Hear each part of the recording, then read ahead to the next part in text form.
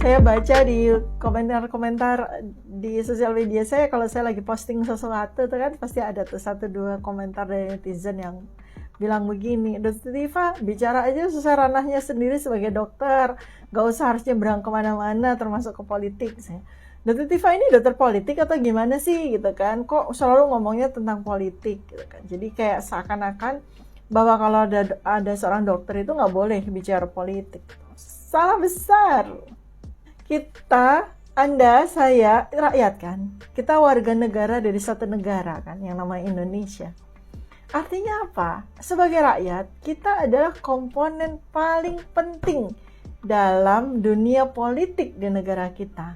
Kita adalah bagian dari stakeholder yang paling penting di negara kita. Kita sebagai rakyat yang memiliki hak atas negara ini. Jangan katakan bahwa Anda sebagai rakyat Anda nggak punya hak politik apapun. Salah besar. Justru kitalah aktor utama politik di sebuah negara. Kita aktor utama politik bagi negara kita tercinta ini. Jangan salah. Jadi saya, Anda, kita semua rakyat itu adalah stakeholder paling penting dari politik negara ini. Kita punya sistem pemerintahan, sistem negara itu demokrasi presidensial. Artinya ada presiden dan kabinet, ya, menteri-menteri itu sebagai eksekutifnya. Kemudian ada DPR, ya, utusan daerah sebagai legislatifnya. Dan ada komponen hakim, jaksa, ya, komponen hukum lain sebagai yudikatifnya. Itulah sistem demokrasi berbasis presidensial seperti yang dianut oleh Indonesia.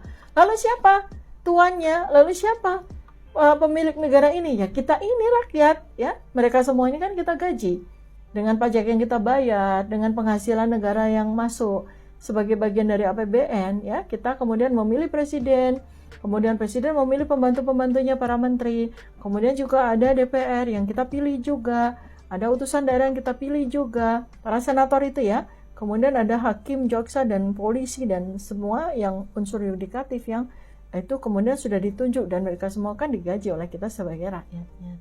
Jadi sekali lagi jangan katakan bahwa kita sebagai orang yang tidak memiliki jabatan apapun dalam pemerintahan itu, kita sebaiknya tidak bicara politik. Salah besar.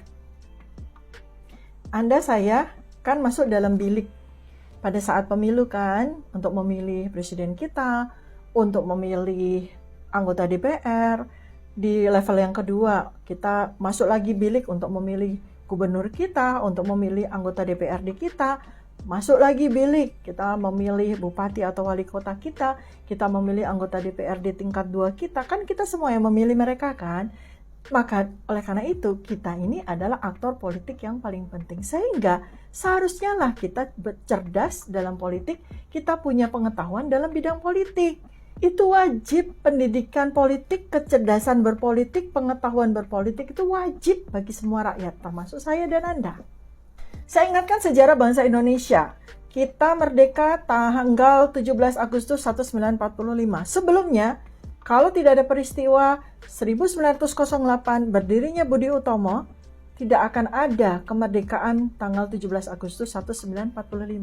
Anda tahu Budi Utomo itu apa? Itu sebuah perkumpulan yang didirikan oleh para dokter dan mahasiswa kedokteran pada waktu itu.